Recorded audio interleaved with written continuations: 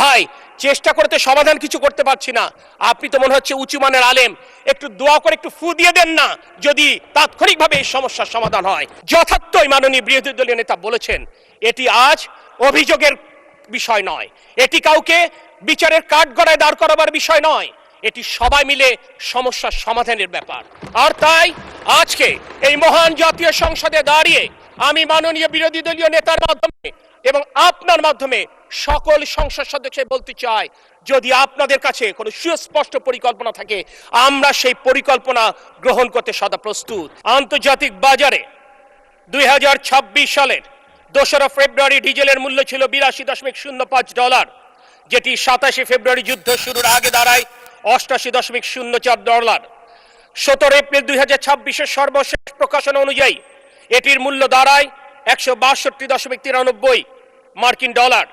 আর 1 April থেকে 17 April 2026 এখানে যদি গড় মূল্য বিবেচনা করা হয়, তাহলে এটির মূল্য দাঁড়ায় $208.74, যেটি মার্চে গড় মূল্য ছিল $186.59। অর্থাৎ যুদ্ধ শুরুর পর ডিজেলের মূল্য বৃদ্ধি পেয়েছে আন্তর্জাতিক বাজারে 142.73%, অকটেন সেখানে 72.23%, জেট ফুয়েল 143.08% বৃদ্ধি পেয়েছে। মাননীয় স্পিকার, এই যুদ্ধ পরিস্থিতির পর অন্যান্য দেশগুলো কি উদ্যোগ নিয়েছে আমরা যদি দেখি, তাহলে আমরা দেখব পাকিস্তানে অকটেনের মূল্য বৃদ্ধি পেয়েছে 38%, যেখানে ডিজেলের মূল্য তারা বৃদ্ধি করেছে 40%। ভারতের মূল্য দেখলে মনে হবে যে তারা মূল্য বৃদ্ধি করেনি, কিন্তু তারা শুল্ক কাঠামোর পুনর্বিন্যাস ঘটিয়ে মূল্য স্বাভাবিক রাখবার চেষ্টা করে যাচ্ছে। শ্রীলঙ্কায় অকটেনের মূল্য বৃদ্ধি পেয়েছে 44%, ডিজেলের মূল্য 35%। একইভাবে অবাক করা কথা যে মার্কিন যুক্তরাষ্ট্রে বিশাল তেলের মজুত রয়েছে, সেই যুক্তরাষ্ট্র আজকে তার অকটেন মূল্য বৃদ্ধি পেয়েছে 50% এবং ডিজেলের মূল্য বৃদ্ধি পেয়েছে 50%। সেখানে আমাদের এই প্রিয় মাতৃভূমি বাংলাদেশে আন্তর্জাতিক বাজারের সাথে সমন্বয় রেখে মাত্র আমরা পেট্রোল ডিজেল অকটেনের মূল্য 10 থেকে মাত্র 16% বৃদ্ধি করেছি। যদিও যুদ্ধ শুরুর প্রথম 45 দিন বাংলাদেশের খেটে খাওয়া কৃষক, যারা এই বাংলাদেশের অর্থনীতির মূল চালিকা শক্তি, তাদের সেচের কথা বিবেচনা করে এই সরকার মূল্য সমন্বয়ের প্রচন্ড চাপ থাকবার পরেও মূল্য সমন্বয় করবার চিন্তা করেনি। 14 এপ্রিল এর পরে যখন সেচের জন্য বিদ্যুৎ এবং ডিজেলের চাহিদা কমা শুরু করেছে, তখন বাস্তবতার নিরিখেই মূল্য সমন্বয় করতে হয়েছে। সমালোচকেরা অনেক কথা বলতে পারেন, কিন্তু যদি এই মূল্য সমন্বয় আমরা না করতাম, তাহলে আলটিমেটলি এই দেশে খেটে খাওয়া কৃষকের জন্য ভর্তুকি মূল্যে সার, বীজ, কীটনাশক সরবরাহ করা সম্ভব হতো না। এদেশের প্রান্তিক জনগোষ্ঠী যারা সরকারি হাসপাতালে চিকিৎসা গ্রহণ করে, তাদের জন্য বিনামূল্যে ঔষধ সরবরাহ করা সম্ভব হতো না। আজকের মাননীয় প্রধানমন্ত্রী যে উদ্যোগ গ্রহণ করেছেন, আমাদের ছোট ছোট বাচ্চাদের জন্য প্রাথমিক বিদ্যালয়ে যারা পড়ালেখা করেন, তাদেরকে বিনামূল্যে স্কুল ড্রেস এবং স্কুল ব্যাগ দেবার এই কর্মসূচিও বাধাগ্রস্ত হতো। আর সে কারণে বাস্তবতার নিরিখেই আমাদেরকে এই বিষয়গুলো সমন্বয় করতে হয়েছে। সারা বিশ্ব পরিস্থিতির দিকে যদি আমরা তাকাই, তাহলে অনেক কথাই বলতে হবে। যেহেতু সময় সংক্ষেপ, আমি বেশি কিছু বলবো না। প্রশ্ন উঠবে, সরকার যদি এত কিছু করে থাকে, তাহলে কেন এই সমস্যা এই প্রলম্বিত হচ্ছে? আমি দায়িত্বশীলতার সাথে বলতে চাই, পেট্রোল পাম্পে প্রাইভেট কারের লাইন কিংবা বাইকারদের লাইন জ্বালানি ব্যবস্থাপনার প্রকৃত চিত্রে সাক্ষ্য দেয় না। কারণ বাংলাদেশের মোট জ্বালানি চাহিদার অকটেন মাত্র 5.5% প্রতিনিধিত্ব করে, যেখানে পেট্রোল 6% প্রতিনিধিত্ব করে।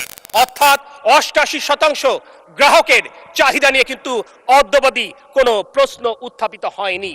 এরপরেও আমরা কিন্তু বিভিন্ন জায়গায় বিভিন্ন সমস্যা আমরা লক্ষ্য করছি। এ ব্যাপারে আমি কিছু পেপার কাটিং আমি আপনাদের সামনে উপস্থাপন করতে চাই। মার্চ মাসের 7 তারিখে বাংলা ভিশন বলছে, পাবনায় জামায়াত নেতার পাম্পে অভিযান, এবার পাবনায় পানির ট্যাঙ্কে তেলের সন্ধান। নাউজুবিল্লাহ। 10 মার্চ পাবনায় ডিবিসি নিউজ বলছে, এবার পাবনায় ড্রয়িং রুমে মিলল মিনি পেট্রোল পাম্প। নাটোরে যুগান্তর বলছে, 8 তারিখ মার্চে সিংড়ায় মাটির নিচে 10,000 লিটার ডিজেল মজুদ। একইভাবে মার্চের 12 তারিখে ইনকিলাব বলছে পাম্পে হাহাকার, চড়া দামে কালোবাজার সয়লাভ। নীলফামারীতে 18 তারিখের ঘটনা এপ্রিলের কাভার্ড ভ্যানে গোপন ফিলিং স্টেশন, অ্যাম্বুলেন্সে করে জ্বালানি তেল পাচার। কুষ্টিয়ার এপ্রিলের 8 তারিখের সংবাদ ঢাকা মেইল বলছে কুষ্টিয়ার রফিক ফিলিং স্টেশনে তেল পাচার নিয়ে সংঘর্ষ, আহত 7। এভাবেই চুয়াডাঙ্গায় অবৈধ তেলের মজুদ, ব্যবসায়ীকে কারাদণ্ড, অবৈধ জ্বালানি তেল মজুদের হিড়িক, অভিযানে জব্দ, তেল নেই সাইনবোর্ডের আড়ালে, অবৈধ মজুদ, ধরা পড়ল যমুনা টিভির ক্যামেরায়। এরকম অজস্র সংবাদ আমাদের দৃষ্টিগোচর হয়। অবাক বিস্ময় আজ মানব জমিন পত্রিকায় দিয়েছে অনলাইনে তেলের কালোবাজারি 300 চক্র। যেখানে অনলাইনে পেট্রোল পাম্পে যেখানে লম্বা লাইন, সেখানে অনলাইনে আমরা দেখতে পাচ্ছি যে 400 থেকে 350 থেকে 400 টাকায় অকটেন বিক্রি হচ্ছে। আমি নিশ্চিত এখানে উপস্থিত আমাদের অত্যন্ত দক্ষ ক্যারিশম্যাটিক মাননীয় স্বরাষ্ট্রমন্ত্রী এ ব্যাপারে নিশ্চয়ই দৃষ্টি দেবেন। আজকে আমি একটি কথা না বললেই নয়। 5ই আগস্ট গণ অভ্যুত্থান পরবর্তী সময়ে আমার সৌভাগ্য হয়েছিল আজকের বিরোধী দলীয় নেতার সাথে আমার প্রিয় জেলা শহর যশোরে সাক্ষাৎ করবার। অত্যন্ত সৌজন্য বিনিময় হয়েছিল। তিনি আমাকে ডাবের পানি দিয়ে আপ্যায়ন করেছিলেন। 1.5 বছর পর যখন সংসদে মাগরিবের নামাজে বিরতিকে একদিন দেখা হলো, আমাকে অবাক করে দিলেন। তিনি আমার নাম বলে সম্বোধন করলেন। একদিকে তার সৌজন্য, আর এইদিকে তার বুদ্ধিমত্তা এবং স্মরণ শক্তিতে আমি বিমোহিত হয়েছিলাম। কিন্তু আমি খুশি হতাম যদি তিনি স্নেহের আলিঙ্গনে আমাকে আলিঙ্গন করে এই সমস্যা সমাধানের জন্য পরামর্শ। সময় শেষ, আপনার স্পিচটা শেষ করুন, এই পার্টটা শুধুমাত্র। তার পরামর্শে আমি যেমন স্বস্তি পেতাম, ঠিক একইভাবে দেশবাসী উপকৃত হতো। যথার্থই মাননীয় বিরোধী দলীয় নেতা বলেছেন, এটি আজ অভিযোগের বিষয় নয়, এটি কাউকে বিচারের কাঠগড়ায় দাঁড় করাবার বিষয় নয়, এটি সবাই মিলে সমস্যার সমাধানের ব্যাপার।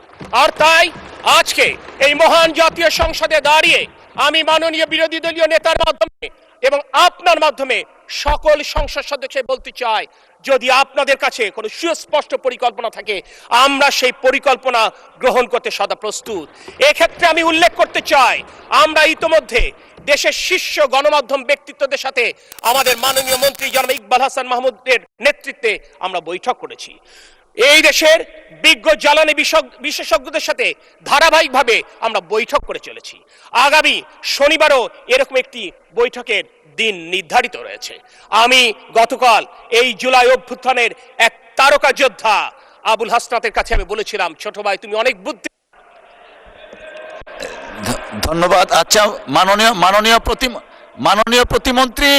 মাননীয় প্রতিমন্ত্রী এই পার্টটা শেষ করেন। 2 মিনিট সময় দেওয়া হলো, আমাদের টাইম কনস্ট্রেইন আছে। কিন্তু তাই আজকে এই কথাটাই বলতে চাই, আমরা প্রতিনিয়ত প্রত্যেকের বুদ্ধি নিচ্ছি, পরামর্শ নিচ্ছি। আপনারা দেখেছেন আমার পরীক্ষামূলকভাবে ফুয়েল পাস আমরা চালু করেছি ঢাকায়, আমরা যেটি সারা বাংলাদেশে ছড়িয়ে দিতে চাই। আমি দায়িত্ব নিয়ে বলছি, প্রত্যেকটা জেলা শহরে কিন্তু জ্বালানির ব্যবস্থাপনার চিত্র অনেক উন্নত হয়েছে। স্থানীয় জেলা প্রশাসন, পুলিশ প্রশাসন অত্যন্ত দায়িত্বশীলতার সাথে তাদের এলাকায় ফুয়েল পাস চালু করে কিন্তু এই ব্যাপারে কিন্তু তারা সুফল লাভ করেছে। আমি নিশ্চিত আগামী শুক্র শনিবারে আমরা অধিকাংশ নিজ নিজ নির্বাচনী এলাকায় ফেরত যাব। নিজ নিজ নির্বাচনী এলাকায় ফিরে গিয়ে যদি আমরা স্থানীয় জেলা প্রশাসন এবং পুলিশ প্রশাসনের সাথে কথা বলে বাস্তব চিত্র সম্পর্কে আমাদের যথার্থ যদি পরামর্শ থেকে আমরা যদি পরামর্শ দেই, নিশ্চয় আগামী সপ্তাহে এই চিত্র আরো পাল্টাবে। আর ঢাকায় ফিরে যদি মনে করেন ওই বাস্তব মাঠের অভিজ্ঞতার আলোকে আমাদেরকে কোনো পরামর্শ দিতে চান, আমি মাননীয় বিরোধী দলের নেতা এবং তার টিমকে আমরা আমাদের মন্ত্রণালয় কিংবা আমাদের মাননীয় মন্ত্রীর অফিস কক্ষে আমরা আমন্ত্রণ জানাচ্ছি। আসতে অসুবিধা থাকলে উনি যদি আমাদেরকে মধ্যাহ্ন ভোজে দাওয়াত দেন, আমরা সানন্দে আমরা সেটি গ্রহণ করব। এক্ষেত্রে একটি কথা বলতে চাই, যখন সমস্ত চেষ্টায় কাঙ্ক্ষিত সুফল আসছে না, তখন সর্বশেষ যেদিন মাননীয় সরকার দলীয় হুইপ আমাদেরকে মধ্যাহ্নভোজে আপ্যায়ন করেছিলেন, সেদিন আমি বিরোধী দলীয় এক সংসদ সদস্যকে বলেছিলাম, যিনি আমার বিভাগ খুলনা বিভাগ থেকে নির্বাচিত হয়েছেন, ভাই চেষ্টা করতে সমাধান কিছু করতে পারছি না, আপনি তো মনে হচ্ছে উঁচু মানের আলেম, একটু দোয়া করে একটু ফু দিয়ে দেন না, যদি তাৎক্ষণিকভাবে এই সমস্যার সমাধান হয়। তাই মাননীয় স্পিকার, আজ আমি আপনার মাধ্যমে সমগ্র দেশবাসীর কাছে, বিশেষ করে এই সংসদে নির্বাচিত সংসদ সদস্যদের কাছে যদি তাদের কোনো সুচিন্তিত পরামর্শ থাকে দেশের স্বার্থে, জনগণের স্বার্থে, সেই পরামর্শ সাদরে গ্রহণ করতে জনাব তারেক রহমানের নেতৃত্বাধীন সরকার, ইকবাল হাসান মাহমুদ টুকুর নেতৃত্বাধীন বিদ্যুৎ এবং ধন্যবাদ ধন্যবাদ মাননীয় প্রতিমন্ত্রী।